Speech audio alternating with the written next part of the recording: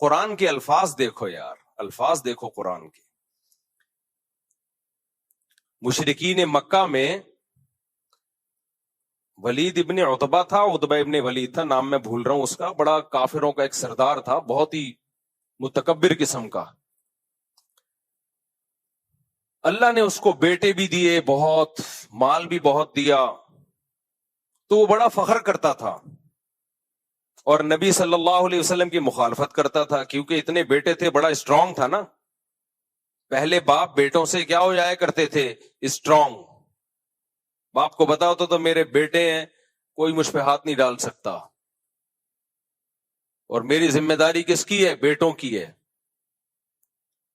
اب بھی ہوتا ہے، لیکن مارکیٹ سے یہ چیزیں آہستہ آہستہ کیا ہو رہی ہیں؟ شارٹ ہو رہی. تو بیٹا ہی مارکیٹ سے شارٹ ہو رہے ہیں. ایک دو بچوں کو بیٹا تھوڑی کہتے ہیں. ایک بیٹا ہو گیا، پھر ایک دو بچی ہو گئی بیٹی، تو اس کو اولاد کہا جاتا ہے. مذاق ہے یار، اس کو کیا کہتے ہیں؟ اولاد. دیکھو ایک بات بتاؤں، کوئی آدمی لنگڑوں میں پیدا ہوا ہو نا، لنگڑوں میں، تو وہ سمجھتا ہے سارے لنگڑے ہی ہوتے ہیں. وہ کیا سمجھے گا؟ ارے ایک آدمی ایسے ہاسپٹل میں ایک بچہ پیدا ہوا جہاں سارے لنگڑے تھے، وہ بچہ بھی کیا تھا؟ لنگڑا. تو اسی میں بڑا ہو گیا، تو اس کا خیال ہوگا کہ دو ٹانگیں کسی کی بھی ہوتی نہیں ہے، نہ کوئی دوڑ سکتا ہے نہ کوئی چل سکتا ہے. وہ سمجھے گا یہ نیچرل ہے. فیملی پلاننگ والوں نے نا نسلیں روک روک کے آپ کے دماغ میں یہ ڈال دیا ہے کہ 2-3 بچے ہونا نیچرل ہے، زیادہ ہونا یہ نیچرل نہیں ہے، ایب نارملٹی ہے. تو کبھی جا کے دیکھا کرو جن کے گھر بچے زیادہ، ان کی خوشیاں دیکھا کرو جا کے، تمہیں پتا چلے گا اصل میں یہ نیچرل ہے. ہم فطرت سے ہٹ گئے ہیں، ہم فطرت سے ہٹ گئے ہیں. خیر یہ تو ایک الگ ٹاپک ہے جس میں بولتا رہتا ہوں، بہت ڈھیٹ آدمی ہوں میں، مرتے دم تک بولتا رہوں گا اس پہ. تو اب وہ جو سردار تھا اس کے بیٹے تھے، مال تھا، تو اللہ نے اس کو یہ بتایا کہ تم جو نعمتوں پہ اتنا فخر کرتے ہو، یہ نعمتیں تمہیں اللہ کے عذاب سے نہیں بچا سکتی. تو اس میں اللہ کے الفاظ ہی ہیں، یا ایھا المدثر قم فانذر وربک فکبر وثیابک فطہر والرجز فہجر ولا تمنن تستکثر ولا تمنن تستکثر ولا تمنن تستکثر. روزانہ فجر میں یہ سورت پڑھتا ہوں میں، میرا دماغ ادھر بیٹوں کی طرف جا رہا ہے نا. یا ایھا المدثر قم فانذر وربک فکبر وثیابک فطہر والرجز فہجر ولا تمنن تستکثر ولربک فاصبر فَإِذَا نُقِرَ فِي النَّاقُورِ فَذَلِكَ يَوْمَئِذٍ يَوْمٌ عَسِيرٌ عَلَى الْكَافِرِينَ غَيْرُ يَسِيرٌ ذَرْنِي وَمَنْ خَلَقْتُ وَحِيدًا وَجَعَلْتُ لَهُ مَالًا مَمْدُودًا وَبَنِينَ شُهُودًا. اللہ کہتے ہیں اس کو چھوڑ دو، اس کو ذرا چھوڑ دو، میں اس کو خود ہی نمٹوں گا. میں نے اس کو مال بھی دیا، یعنی اللہ اپنی نعمتیں گنوا رہا ہے. وَبَنِينَ شُهُودًا، اور حاضر رہنے والے بیٹے بھی دیے. اس سے پتا چلتا ہے بھائی بیٹے وہی اچھے ہوتے ہیں جو بڑھاپے میں حاضر ہوں. وہ بیٹے کسی کام کے نہیں ہے، بڑھاپے میں ایک امریکہ میں اور ایک کینیڈا میں جاب کر رہا ہو. بڑھاپے میں آپ کو بیٹے حاضر سروس چاہیے، تب فخر ہے آپ کے لیے. نہیں آئی میرا خیال ہے بات، دوبارہ سے بیان کر دوں جس نہیں سمجھ میں آئے گا. تم لوگ بھی بچے ہو، سمجھ میں بہت معذرت کے ساتھ نہیں آئے گا. فیملی پلاننگ والوں نے اتنا ڈس لیا ہے نا، ایسا کروڑوں اربوں روپے خرچ ہوئے ہیں ان تحریکوں پہ. ڈرامے بنائے گئے ہیں جن کے زیادہ بچے ان کا مذاق اڑایا جائے، لطیفے بنائے گئے ہیں اور ایڈورٹائزمنٹ کی گئی ہے تاکہ ہماری نسل کم ہو، کیونکہ ان کی نسل بڑھ نہیں رہی ہے. تو انہوں نے کہا اپنے دشمنوں کی نسل ہی کم کر دو اگر ہماری بڑھ نہیں رہی ہے تو. خیر تو اللہ کہتے ہیں دیکھو میں نے کتنی نعمت دی انسان کو، میں نے اس کو مال بھی دیا، وبنینا شہودا، اور بڑھاپے میں اس کے سامنے حاضر رہنے والے بیٹے بھی دیے۔ اللہ نے بیٹیوں کا ذکر اس لیے نہیں کیا، وہ تو رخصت ہو کے بہرحال گھر جائیں گی نا، وہ تو اپنے سسرال جائیں گی ہی جائیں گی، لیکن اللہ کہتے ہیں کتنی بڑی نعمت کے حاضر رہنے والے بیٹے دیے میں نے اس کو۔ تو اس سے پتا چلتا ہے بیٹا سچی مچی میں نعمت اسی وقت بنتا ہے جب وہ حاضر ہو۔ آج کل ایک دو بیٹے ہوتے ہیں وہ بھی حاضر نہیں ہوتے۔ کبھی خوشبو لگا کے نہ آؤ، میں تمہیں 1000 گز کے بنگلوں میں لے کے جاؤں گا اور بڈھوں کے حال دکھاؤں گا تمہیں، بڈھیا اور بڈھے کا حال بیچارے کا۔ بڑھیا کیا پڑی ہوئی ہوگی اور بڈھا ادھر پڑا ہوا ہوگا، صرف ایک کلپ آ جائے گا دلیا کھلاتے ہوئے، اس کے علاوہ کیا کریں گے؟ تو بیٹے وہی ہوتے ہیں جو آپ کے سامنے موجود ہوں، خیال کر رہے ہوں آپ کا، بڑھاپے میں آپ کا سہارا بن رہے ہوں، آپ کی خدمت کر رہے ہوں، آپ کو کھلا پلا رہے ہوں اور احسان نہ جتلا رہے ہوں، فخر کر رہے ہوں۔ سمجھ میں آیا قرآن کیا کہہ رہا ہے؟ تو اس لیے میرے بھائی نسل بڑھاؤ اپنا بڑھاپے کے لیے، جلدی شادی کرو اور نسل کو بڑھاؤ۔ یہ جو آج کل ہے نا پیسہ ہی سب کچھ ہوتا ہے، بالکل بیکار قسم کی باتیں ہیں یہ۔ پیسہ ہی سب کچھ ہوتا تو سوئٹزرلینڈ میں سب سے زیادہ خودکشیاں نہ ہوتی۔ بعض موٹیویشنل اسپیکر بنے ہوئے ہیں اور پیسہ ہی سب کچھ ہوتا ہے، ان کا بڑھاپا دیکھنا حشر کیا ہوگا ان کا، ابھی سے پیش گوئی سن لو، پیسے میں ہی ڈوب کے مریں گے یہ۔ گرل فرینڈز رکھتی ہیں جب پیسہ زیادہ آتا ہے، اولادیں دیر سے ہوتی ہیں کیونکہ عیاشی میں لگے ہوئے ہوتے ہیں، کیونکہ پیسہ بہت، لیکن عیاشی کی ایک عمر ہے، اس کے بعد آپ کے دانت ہی اس قابل نہیں رہتے کہ آپ کھا سکو، اور آپ میں ڈیزائرز ہی ختم ہو جاتی ہیں ایج کے ساتھ بڑھنے کے ساتھ ساتھ، پھر گولیاں کھا کھا کے عیاشی کر رہے ہوتے ہیں، اس سے اور کباڑا ہو جاتا ہے۔ اس لیے حلال میں اللہ نے برکت، نعمت، خوشیاں رکھی ہیں۔ حرام میں لذت کی مثال ایسے جیسے کوئی چرس اور ہیروئن پی کے مزے اڑا رہا ہو، تو یہ مزے تھوڑی دیر کے تو ہیں، لیکن اس سے آپ کی زندگی کے حقیقی مزے کرکرے ہو جائیں گے۔ حلال کی لذتیں اللہ آپ سے چھین لے گا، اور جب وہ چرس ہیروئن نہیں ملے گی تو عذاب میں آؤ گے۔ یہی حال زانی کا ہوتا ہے، اور جو حرام عیاشیاں کر رہے ہوتے ہیں انہی کا یہ حال ہوتا ہے۔ تو یہ بات یہاں آئی کہاں سے؟ یہ جو بنی نہ شہودا، حاضر سروس بیٹے، یہ بات آئی کہاں سے؟ نہیں وہ تو میں نے بیان کر دیا، لیکن یہ موضوع یہاں چینج کیسے؟ میں تو اخلاق کی بات کر رہا تھا نا، ہے ہاں، سانچے میں انسان کو اللہ نے ڈھالا ہے اخلاق۔ ہاں میں اس کی بات کر رہا تھا کہ با اخلاق عورت، اس کو نہیں کہتے کہ تھینک یو سے بات کرے ہر ایک سے، با اخلاق عورت جو کہ ہوتی ہیں بہت ساری غیرت مند خاندانوں کی، وہ جب میاں بڈھا ہو جاتا ہے، ویسے تو ہوتا بوڑھا ہے لیکن میں اس کو بڈھا جان کر کہہ رہا ہوں کیونکہ لگتا بوڑھا نہیں ہے، بڈھا لگ رہا ہوتا ہے بیچارہ، وہ سمجھ رہے ہو نا، وہ بوڑھا نہیں لگ رہا ہوتا، وہ کیا لگ رہا ہوتا ہے؟ بڈھا، یعنی اس کی عزت نہیں ہوتی۔ تو غیرت مند عورت کیا کرتی ہے؟ بڑھاپے میں اپنے بچوں کے ساتھ مل کے اپنے ہسبینڈ کو ستاتی نہیں ہے، ہسبینڈ کو ستاتی نہیں۔ ایک صاحب یو کے سے آئے میرے پاس، پرانا قصہ ہو گیا، کسی کو پتہ نہیں چلے گا، نہ ان کو پتہ چلے گا، ان کی بات ہو رہی ہے۔ کہتے ہیں لندن کے مزے مفتی صاحب صرف ظاہری ہیں۔ کہتے ہیں ہم اپنے بچوں کو لندن لے گئے تھے کہ ہم ان کو وہاں اچھا پڑھائیں گے، وہاں گٹر نظر ہی نہیں آتے، ڈھکن کی بات تو ہمیں تو گٹر نظر آتے ہیں تو پھر ہم دیکھتے ہیں ڈھکن ہے یا نہیں ہے، وہاں تو انڈر لائن گٹر ہے، پتہ ہی نہیں چلتا گٹر ہے کہاں۔ اس لیے اس میں گر کے مرنے کا سوال ہی پیدا نہیں ہوتا.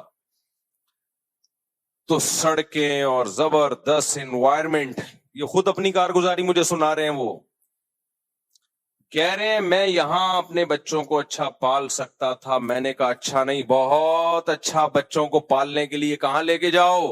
لندن. بیوی کو بھی بچوں کو بھی. کتنا خرچہ کیا کہ اس ماحول میں اپنی وائف کو اور بچوں کو پالوں گا تاکہ لگے کوئی پڑھے لکھے لوگ ہیں. بیچارے ادھر ہی آئے تھے جب میں نے مرغیاں نہیں رکھی ہوئی تھی یہاں پہ. ہماری جو ہسٹری ہے نا وہ مرغیوں سے اٹیچ ہے. یہ اس دور کی بات ہے جب یہاں مرغیاں ہوا کرتی تھی. یہ ایک درد دل ہے. لوگ اپنے بتاتے ہیں نا, عید سے پہلے کی بات ہے یا شادی سے پہلے کی بات ہے یا فلاں واقعہ. تو میری نظر میں ایک عظیم واقعہ تھا جب یہ یہاں مرغیاں, تو اب میں لوگوں کو ہسٹری ایسی بتا رہا ہوتا ہوں. یہ مرغیوں سے پہلے کا واقعہ ہے, یہ مرغیوں کے بعد کا واقعہ ہے. تو یہ اس دور کی بات ہے جب یہاں مرغیاں ہوا کرتی تھیں. تو وہ آئے مجھے کہنے لگے مفتی صاحب اتنا خرچ کیا میں نے بیوی پہ بچوں پہ, اور وہاں لے جا کے ان کو سیٹل کیا, لیکن وہ ذرا ضرورت سے زیادہ ماڈرن ہو گئے. اور اب میں جب ریٹائر ہوا ہوں تو میری 2 ٹکے کی حیثیت میرے گھر میں بولو نہیں, کیونکہ تربیت تو ہے نہیں. انگریز تو یہ سکھاتا ہے کہ اگر آئس کریم بچے نے ماں سے منگوائی اور ماں نے نہیں دی تو پولیس بلا کے کمپلین کرو. جو انگریز بچوں کی یہ تربیت کر رہا ہو, جب بچے ماں کے محتاج ہیں اس وقت یہ سکھا رہا ہو, تو جب ماں کے محتاج نہیں ہوں گے اس وقت کیا سکھا رہا ہوگا؟ کافر میں خوب سمجھ لو, کافر میں کوئی خیر نہیں ہے. خوب سمجھ لو, خیر کا منبع سرچشمہ صرف اسلام ہے. چند ظاہری رویوں کو انہوں نے اخلاق کا نام دے دیا ہے. یہ کوئی اخلاق نہیں ہے. یہ مینرز تو ہر ایک میں پیدا کیے جا سکتے ہیں ایزیلی. تھوڑی سی ٹریننگ دو, تھینک یو آ جائے گا زبان پہ. قربانی دینا دوسروں کے لیے, مال اور جان قربان کرنا اپنی ماں کے لیے, اپنے باپ کے لیے, اپنے رشتوں کے لیے, یہ اس سوسائٹی کو اس کی ہوا بھی نہیں لگی ہے. ہم تو یہاں جانتے ہیں 10 سال سے باپ کو لکوائے اولاد خدمت کر رہی ہے. قوم میں گیا ہوا ہے باپ, 10 سال سے اس کے پیمپر بھی چینج ہو رہے ہیں, کبھی پیشانی پہ اولاد کے لکیریں نہیں آتی. ہمارے ایک دوست ہے, ان کے گھر میں گیا, 8-9 سال ہو گئے تھے ان کے باپ کو قومے میں, اور وہ بندہ کوئٹہ کے تھے, وہ جاننے والے.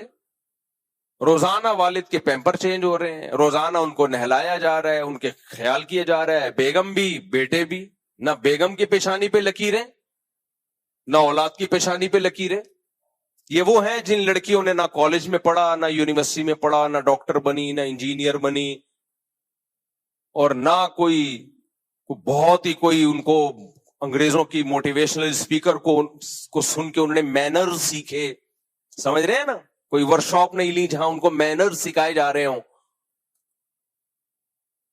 گاؤں دیہاتوں کی سیدھی سادھی, لیکن اپنی ماں کو خدمت کرتے ہوئے دیکھا کہ میری ماں نے میرے باپ کی کیسے خدمت کی ہے, تو آج وہ اپنے شوہر کی ویسے ہی خدمت کر رہی ہیں. کوئی بات نہیں بھائی, اس نے ہمیں گھر دیا, اس نے ہمیں ٹھکانہ دیا. اب یہ میرا میاں اگر قومے میں چلا گیا ہے, اور مرد بھی ایسے ہی کرتے تھے,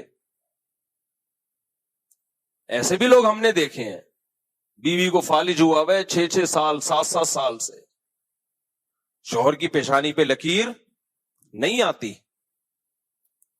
انگریزوں میں یہ سب چیزیں کیا ہیں؟ ختم. بیوی کو فالج ہوگا, جمع کرا دے گا وہ, چل بھائی جا بھائی, اس کو لے کے جا یار, میرے کسی کام کی نہیں. ویسے آپ سے ملے گا, nice to meet you, how are you, fine, thank you. ہم لوگ ملتے ہیں گالیوں سے شروع کرتے ہیں, گالیوں پہ ختم کرتے ہیں. اس کو وہ اخلاق کہتے ہیں. ایسا ظرف پیدا کرو میرے بھائی. تو 8 سال سے میں نے دیکھا وہ اپنے باپ کی خدمت کر رہا ہے. وہ کوئٹہ کا پٹھان دوست ہمارا, اب بھی ہے وہ، اب تو اس کے والد کا انتقال ہو گیا، اللہ مغفرت کرے. تو میں نے کہا یار اتنی ٹف آپ کی روٹین ہے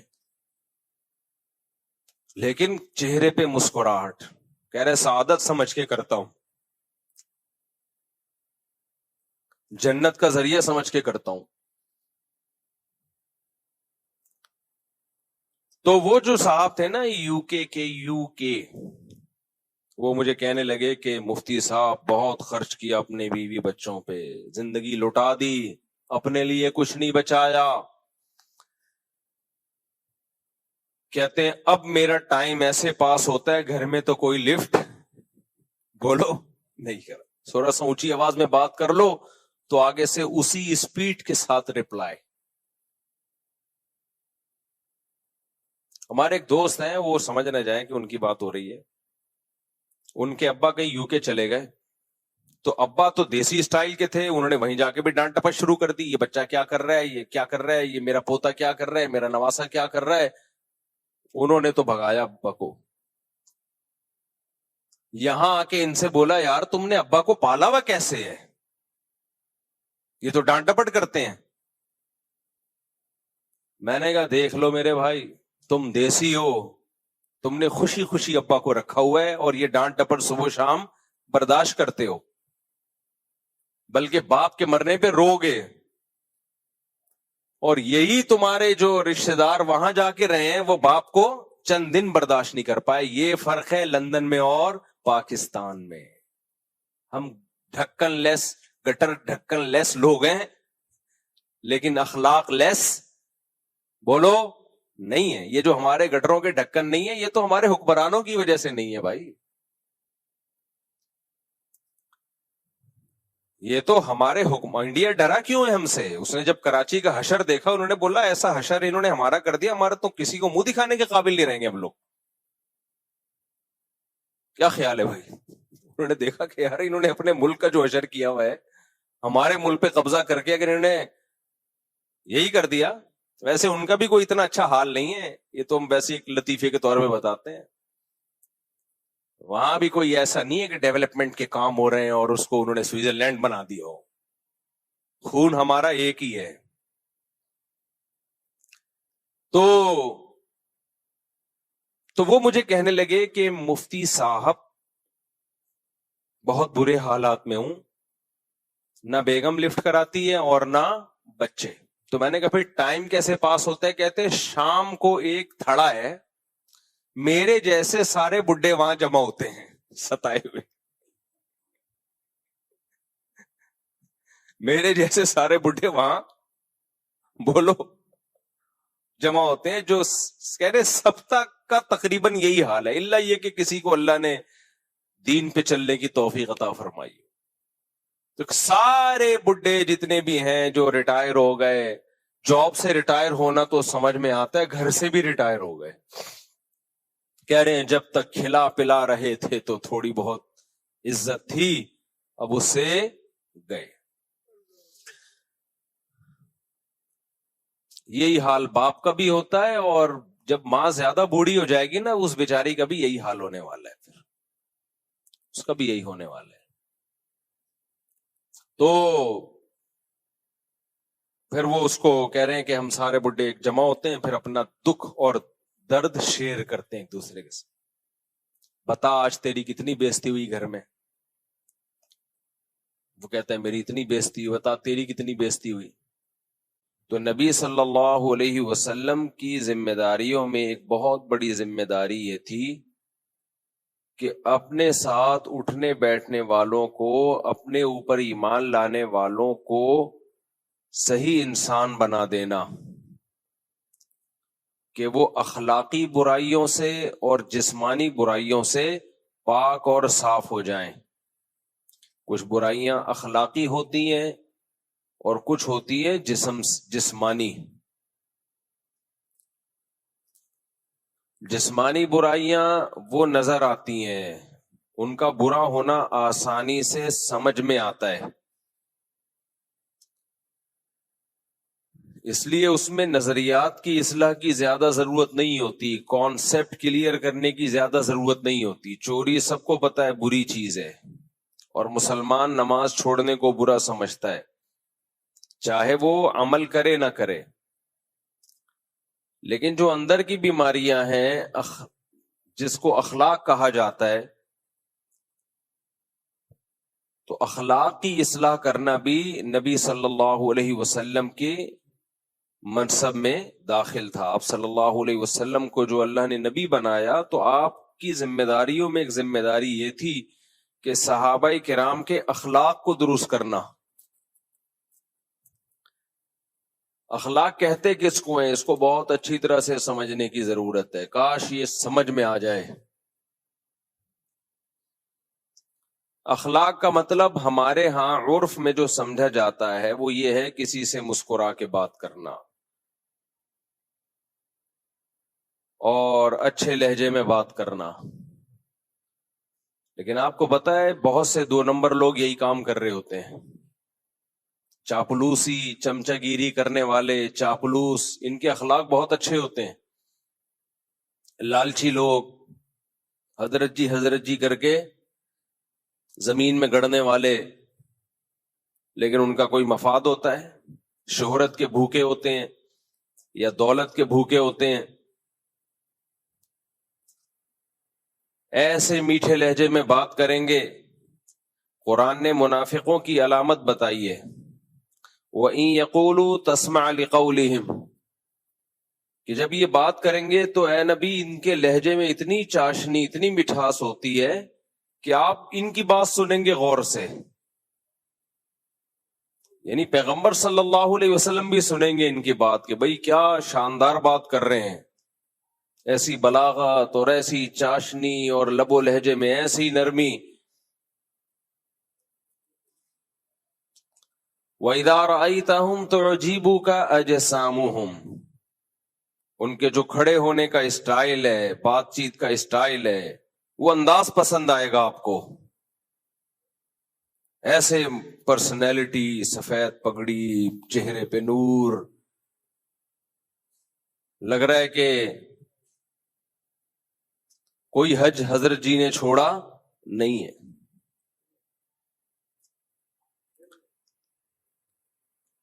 تو یہ بھی ایک اخلاق. تو خوب اچھی طرح سمجھ لیں، اخلاق کا مطلب صرف یہ نہیں ہوتا کہ لوگوں سے مسکرا کے بات کی جائے. یہ بھی اخلاق کا ایک مظہر ہے، با اخلاق لوگوں کی ایک ظاہری علامت ہے. لیکن اخلاق اس کو نہیں کہتے.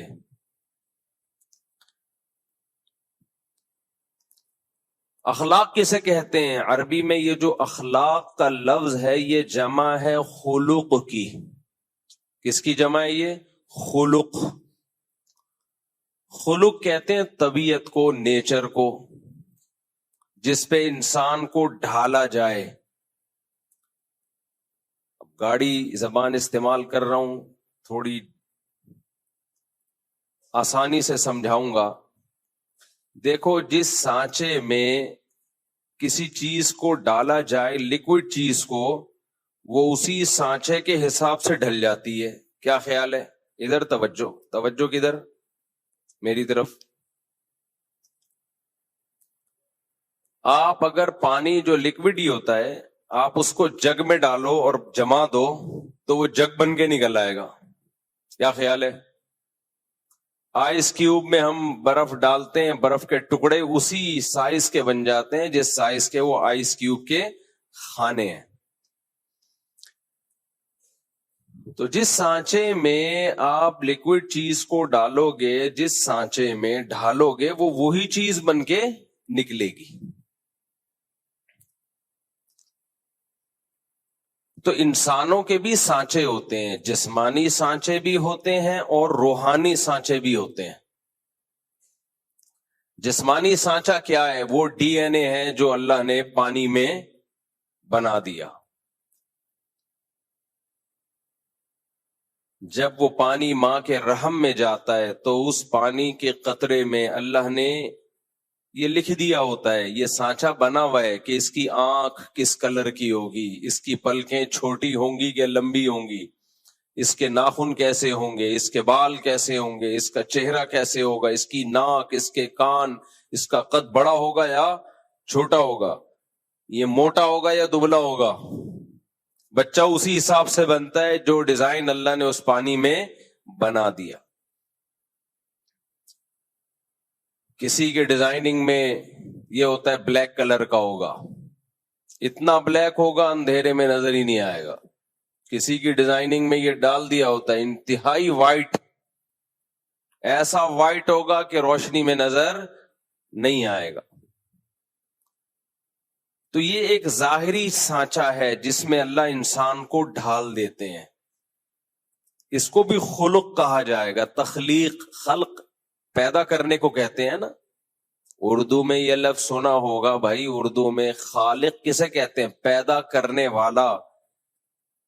تو خلق یہ خلق سے نکلا ہے. خلق جس سانچے میں پیدا کیا گیا, آپ کو ڈھالا گیا, اور اسی خلق کی جمع اخلاق آتی ہے. تو ایک جسمانی سانچہ ہوتا ہے, آپ کا ایک ظاہری اسٹرکچر ہوتا ہے, اور ایک آپ کا ایک باطنی اسٹرکچر ہوتا ہے. یہ جو باطنی اسٹرکچر ہے نا, کہ آپ کی عادات کیا ہوں گی, آپ کی طبیعت کیا ہوگی, لالچی ہوگے یا سخی ہوگے, بہادر ہوگے یا بزدل ہوگے, بے وفا ہوگے یا وفادار, مطلب پرست ہوگے یا شکر گزار ہوگے, شہرت کے بھوکے ہوگے, دولت کے بھوکے ہوگے یا استغنا کے ساتھ زندگی گزارو گے, فسادی ہوگے یا مصلح ہوگے. کچھ لوگ اصلاح کرتے ہیں لیکن مقصد اصلاح نہیں ہوتا, فساد ڈالنا ہوتا ہے.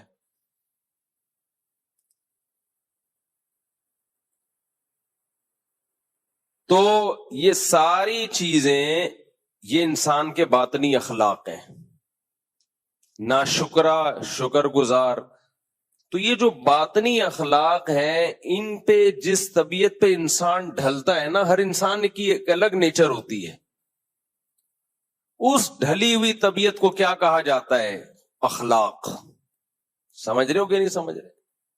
اس ڈھلی ہوئی طبیعت کو کیا کہا جاتا ہے؟ اخلاق. خلق کی جمع. قرآن کہتا ہے انکا لعلی خلق عظیم, اے نبی آپ کو بہترین خلق پر پیدا کیا گیا ہے, آپ اس بہترین اخلاق پر ہیں. تو ظاہر ہے نبی صلی اللہ علیہ وسلم جب بہترین اخلاق پر تھے تو آپ کی صحبت جنہوں نے اٹھائی اور آپ سے جنہوں نے سیکھا ان کے اخلاق بھی بہترین. پھر جنہوں نے صحابہ سے سیکھا, تربیت لی, تزکیہ کروایا, ان کے اخلاق بھی بہترین. یہ سلسلہ سینہ بسینہ آج تک چلا آ رہا ہے اور قیامت تک چلے گا. تو یہ صحبت کے بغیر, با اخلاق لوگوں کی صحبت کے بغیر اس چیز کا حاصل کرنا مشکل نہیں بلکہ بہت مشکل ہے. اب وہ اخلاق ہیں کیا جس سے ہم نے اپنے آپ کو آراستہ کرنا ہے, جس کو کہتے ہیں نا با اخلاق آدمی ہے. ہم تو با اخلاق کا مطلب وہی لیتے ہیں, ہر وقت بتی سیدھی کھاتا رہے, مسکراتا رہے, غصہ ہی نہ آئے کبھی کسی بات پہ, اس کو تھینک یو کہتا رہے, ہر ایک سے جھک کے ملتا رہے. ٹھیک ہے, یہ بھی اچھی بات ہے, لیکن شریعت میں اخلاق کا یہ تصور بولو نہیں. بعض دفعہ غصہ کرنا اخلاق کا تقاضا ہے, سخت لہجے سے بات کرنا آپ کے با اخلاق ہونے کی علامت ہے, جھک کے نہ ملنا آپ کے با اخلاق ہونے کی علامت. چاپلوسی کرنے والے جھک کے مل رہے ہوتے ہیں. تو اسلام میں اخلاق کا تصور یہ ہے کہ آپ کے دل میں لالچ نہ ہو, آپ شہرت کے بھوکے بولو نہ ہو, آپ میں دولت کی ہوس بولو نہ ہو, آپ میں تکبر نہ ہو کہ ہم جمعہ دیگر نیس، میں ہی ہوں دنیا میں ایک پیدا ہوا جس کو سب پتا ہے، باقی سارے کیا ہیں؟ بے وقوف. اپنی رائے کو ہمیشہ سپیریئر سمجھنا کہ میں غلطی نہیں کرتا، میری رائے ہمیشہ کیا ہوتی ہے؟ درست، باقی سب غلط.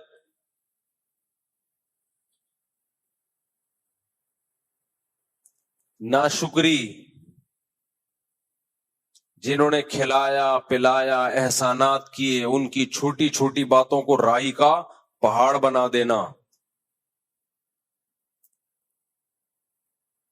کسی شخصیت کے بڑے ہونے یا چھوٹے ہونے کا لحاظ کیے بغیر ہر ایک سے ایک جیسا معاملہ رکھنا، یہ بھی بد اخلاق آدمی کی علامت ہوتی ہے.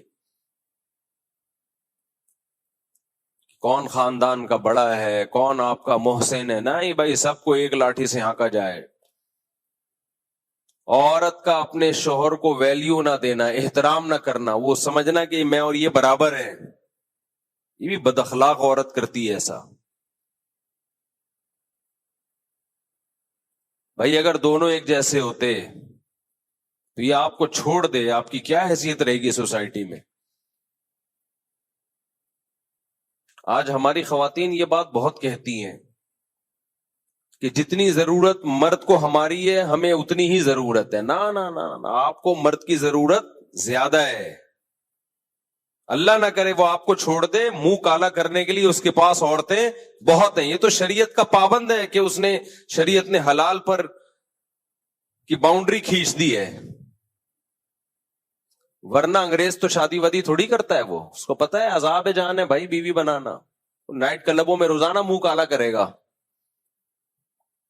لیکن اسلام نے مرد کو پابند کیا کہ وفا کرو، اس کے علاوہ کسی اور عورت کی طرف مت جاؤ، اور ساری زندگی اس کا نان نفقہ اٹھاؤ.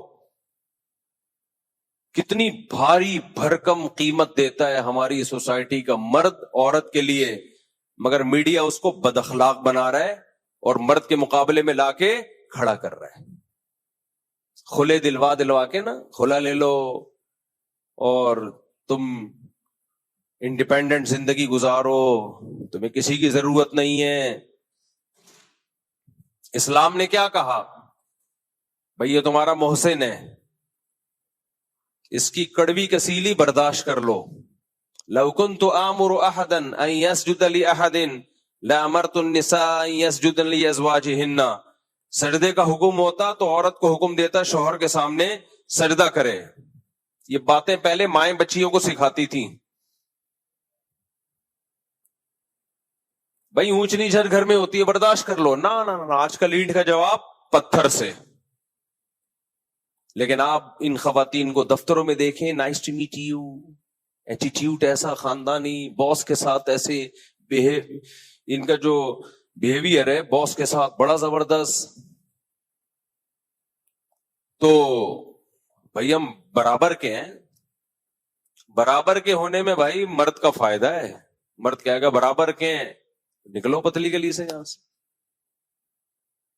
انگریز کی بیوی اور انگریز برابر ہوتے ہیں، اس لیے انگریز کہتا ہے کہ شادی کرو. 50 سال میں بڈھے ہو کے تو کر رہا ہوتا ہے بیچارہ شادی. ہمارے ہاں ٹین ایجر لڑکے پھنس چکے ہیں میری بیانات سن کے. 18 20 سال کے لونڈے شادی کر کے میرے بیانات سن کے شادی کی اور پھنس گئے. کیوں پھنس گئے؟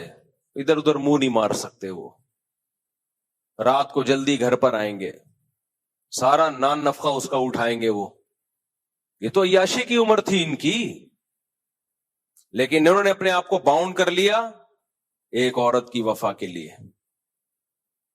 تو پھر اسلام عورت کو بھی کچھ احکام دیتا ہے. یہ تمہارے سر کا تاج ہے، تو اس کو عزت دو، اس کو رسپیکٹ دو. یہ تمہارا بوائے فرینڈ نہیں ہے، یہ گھر کا سربراہ ہے. تو اخلاق کے ہمارے ہاں معیار ہی چینج ہو چکے ہیں. ہم گوروں سے اخلاق سیکھ رہے ہیں. کس سے اخلاق سیکھ رہے ہیں آج کل؟ گوروں سے.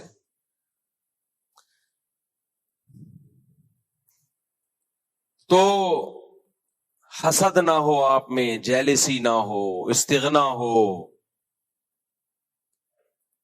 دوسروں کے ٹکڑوں پہ نظر نہ ہو. استغنا اور تکبر یہ دو دیکھنے میں ایک جیسی چیزیں ہیں، لیکن ان میں زمین اور آسمان کا فرق ہے. تکبر کسے کہتے ہیں؟ دوسرے کو نیچا سمجھنا. اور استغنا کسے کہتے ہیں؟ اپنے آپ کو مخلوق کا محتاج نہ سمجھنا. دیکھنے میں دونوں ایک جیسے ہیں. مثال کے طور پر آپ غریب ہیں، مسکین ہیں، کھانے کو روٹی نہیں ہے، آپ کی خودداری یہ کہتی ہے میں کسی کے سامنے ہاتھ نہ پھیلاؤں، میں کسی کے سامنے ہاتھ نہ پھیلاؤں. یہ کیا ہے؟ یہ تکبر ہے یا استغنا ہے؟ بولو نا. یہ استغنا ہے. یہ بری چیز ہے یا اچھی چیز ہے؟ اچھی چیز ہے، یہ پسندیدہ ہے.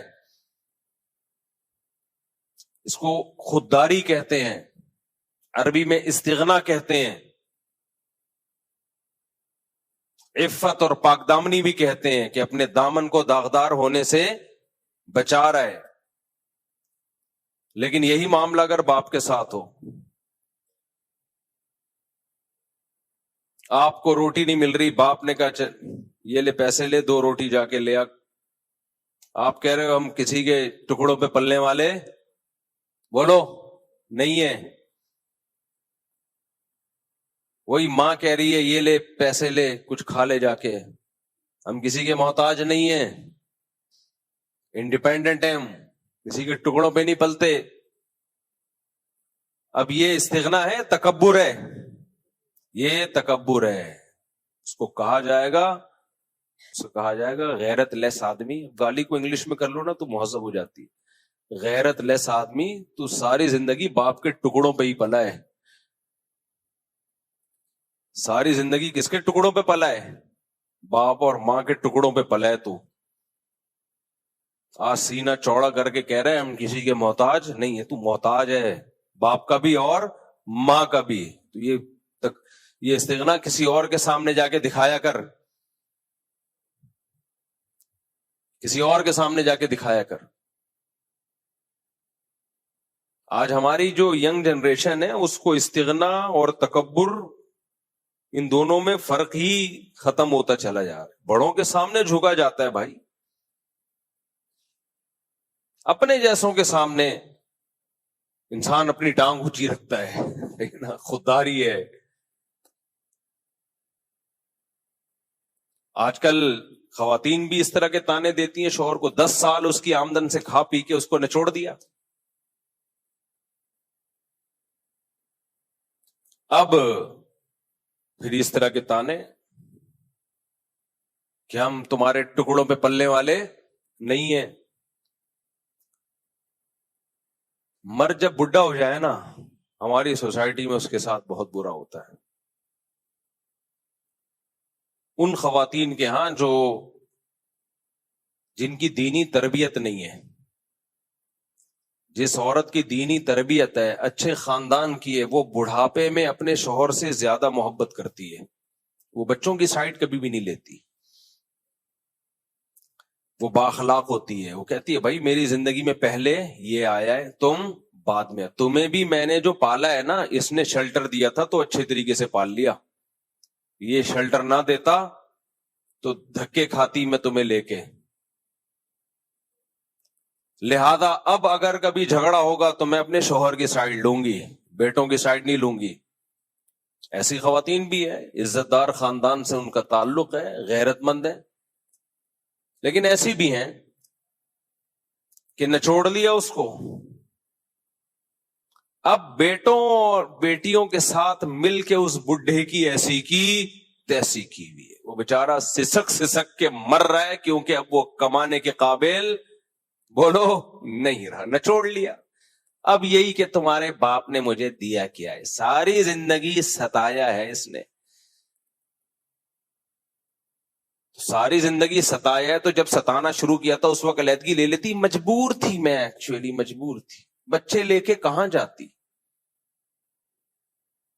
اس کا مطلب آپ کو اس کی ضرورت تھی نا, آپ کو پتا تھا بچے لے کے کدھر دھکے کھاؤں گی میں, تو اس نے شیلٹر دے دیا نا, تو بڑی بنیادی ضرورت آپ کی پوری کر دی نا. تو جو بہت بڑا فیور آپ نے اس سے لینا تھا وہ فیور لے لیا. اتنا بڑا فیور آپ نے اس سے لے لیا کہ زندگی آپ نے ایک شیلٹر میں ایک بچوں کو پال لیا بچوں کے باپ کی موجودگی میں. تو اب تو اس کے بھائی اگر کچھ ظلم زیادتی ہوئی تھی, اس کا مطلب اس کے ظلم کا لیول کم تھا, اس کے احسانات کا پلڑا بھاری تھا. تو جب اس وقت برداشت کر لیا اس لیے کہ ضرورت تھی, اب اس کو ضرورت ہے برداشت کر لو. نہ جب ہمیں ضرورت تھی تو برداشت کریں گے, بڈھے کو ضرورت ہے تو برداشت نہیں کریں گے. جتنا کھل کے بولتا ہوں تو خواتین جو مجھے گالیاں دیتی ہیں نا وہ خواتین ہی جانتی ہیں. ایسے کمنٹس میں گالیاں آتی ہیں نا, لیکن میں بڈھوں کو دیکھ رہا ہوں بھائی, ہم اسی سوسائٹی میں بڑے ہوئے. ہاں غیرت مند خواتین غیرت مند ہوتی ہیں, ایسی بھی ہیں. ہمارے حضرت فرمایا کرتے تھے میاں بیوی میں اصل محبت شروع ہی بڑھاپے میں ہوتی ہے. بعض دفعہ یوٹیوب پہ انسٹاگرام پہ کلپ آ رہے ہوتے ہیں بڈھا بڈھی ایک دوسرے کو کھلا رہے ہیں, ایسا اچھا لگتا ہے, بڑا اچھا لگتا ہے دیکھ کے.